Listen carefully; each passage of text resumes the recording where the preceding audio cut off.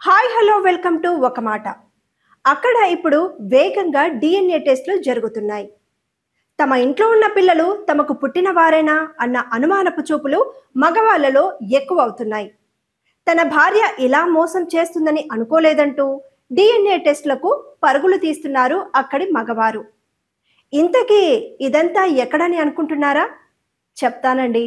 ఆ మాట చెప్పే ముందు మీరు మా ఒక మాటని సబ్స్క్రైబ్ చేయండి, అలాగే షేర్ కూడా చేయండి.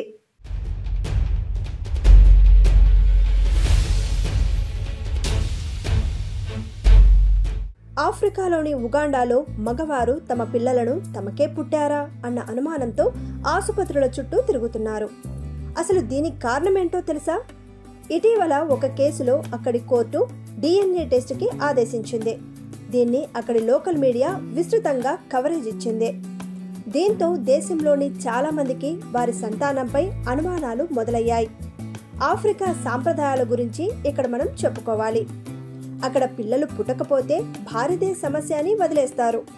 దీనివల్ల చాలా మంది ఆడవారు సంతానం కోసం పక్కదారులు తొక్కుతున్నారు. ఇప్పుడు ఇదే అక్కడ సమస్య కూర్చుంది. ఉగాండా పురుషుల్లో చాలా మందికి డిఎన్ఏ పరీక్షలకు వెళ్ళగా 98% పైగా పిల్లలు తమకు పుట్టినవారు కాదని ఫలితాలు వస్తున్నాయి. దీంతో అక్కడి కాపురాలు కుప్పకూలుతున్నాయి. ఈ వాస్తవాలు అక్కడి ఆడవాళ్లలో గందరగోళాన్ని రేపుతున్నాయి. ఈ పరీక్షల పుణ్యమా అని ఉగాండా వీధుల్లో వందల కొద్దీ డిఎన్ఏ టెస్ట్ కేంద్రాలు వెలిశాయి. దేశంలో ఇలాంటి అరాచకం బయలుదేరడంతో పలువురు మత గురువులు, రాజకీయ నేతలు ఈ కుటుంబాలను నిలబెట్టే ప్రయత్నం చేస్తున్నారు. అయినా కొందరు వినడం లేదు. ఇక ఆ దేశ అంతర్గత వ్యవహారాల శాఖ ఇక టెస్టులు చేయించుకోవద్దని ప్రచారం చేస్తోంది. చూశారు కదా, ఇది ఉగాండా మగవారి పరిస్థితి. ఇది ఇవాల్టి ఒక మాట.